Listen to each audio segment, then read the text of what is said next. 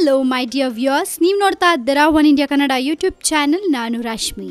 Bus ನಲ್ಲಿ travel ಮಾಡೋರ್ಗೆಲ್ಲ ಇಲ್ಲಿದೆ ಒಂದು ನ್ಯೂಸ್. ಇದು ಗುಡ್ ನ್ಯೂಸ್ ಅಂತಾನು ಹೇಳಕ್ಕಾಗಲ್ಲ, ಹಾಗೆ ಬ್ಯಾಡ್ ನ್ಯೂಸ್ ಅಂತಾನು ಹೇಳಕ್ಕಾಗಲ್ಲ. ಈ ವಿಷಯ ಕೇಳಿದ್ಮೇಲೆ ನೀವೇ ಡಿಸೈಡ್ ಮಾಡ್ಬೇಕು ಇದು ಗುಡ್ ನ್ಯೂಸಾ ಅಥವಾ ಬ್ಯಾಡ್ ನ್ಯೂಸಾ ಅಂತ. ಇನ್ನು ಬಿಎಂಟಿಸಿ ದರ ಪರಿಷ್ಕರಣೆ. ಚಿಲ್ಲರೆ ಸಮಸ್ಯೆಯ ಹಿನ್ನೆಲೆಯಲ್ಲಿ ಬಿಎಂಟಿಸಿ ಬಸ್ ದರವನ್ನ ಪರಿಷ್ಕರಿಸಲಾಗಿದ್ದು ಏಪ್ರಿಲ್ 15ರಿಂದ ಪರಿಷ್ಕೃತ ದರ ಜಾರಿಗೆ ಬರಲಿದೆ. ಎರಡನೇ ಹಂತದ ದರವನ್ನ 12 ರಿಂದ 10 ರೂಪಾಯಿಗೆ ಇಳಿಸಲಾಗಿದೆ. ಏಪ್ರಿಲ್ 15ರಿಂದ ಪರಿಷ್ಕೃತ ದರ ಜಾರಿಗೆ ಬರಲಿದೆ ಅಂತ ಇಂದು ನಡೆದ ಪತ್ರಿಕಾಗೋಷ್ಠಿಯಲ್ಲಿ ಸಾರಿಗೆ ಸಚಿವ ರಾಮಲಿಂಗಾರೆಡ್ಡಿ ಅವರು ತಿಳಿಸಿದ್ದಾರೆ. ಪ್ರತಿ ಹಂತದ ಬಸ್ ದರವನ್ನ ಪರಿಷ್ಕರಿಸಲಾಗಿದ್ದು ದರ ಪರಿಷ್ಕರಣೆಯ ಲಿಸ್ಟ್ ಹೀಗಿದೆ, ಅದನ್ನ ಹೇಳ್ತೀನಿ ಕೇಳಿಸ್ಕೊಳ್ಳಿ. ಎರಡನೇ ಹಂತದ ದರ 12 ರಿಂದ 10 ರೂಪಾಯಿಗೆ ಇಳಿಕೆ. 3, 6, 8ನೇ ಹಂತದಲ್ಲಿ 1 ರೂಪಾಯಿ ಹೆಚ್ಚಳ. ಹವಾನಿಯಂತ್ರಿತ ಬಸ್ಗಳ ದರದಲ್ಲೂ ಪರಿಷ್ಕರಣೆ. ಮೊದಲ ಹಂತ 15 ರಿಂದ 10 ರೂಪಾಯಿಗೆ ಇಳಿಕೆ. ಮೂರನೇ ಹಂತ 35 ರಿಂದ 30 ರೂಪಾಯಿಗೆ ಇಳಿಕೆ. ನಾಲ್ಕನೇ ಹಂತ 45 ರಿಂದ 40 ರೂಪಾಯಿಗೆ ಇಳಿಕೆ. ಹಾಗೆ 14ನೇ ಹಂತ 95 ರಿಂದ 90 ರೂಪಾಯಿಗೆ ಇಳಿಕೆ ಮಾಡಲಾಗಿದೆ.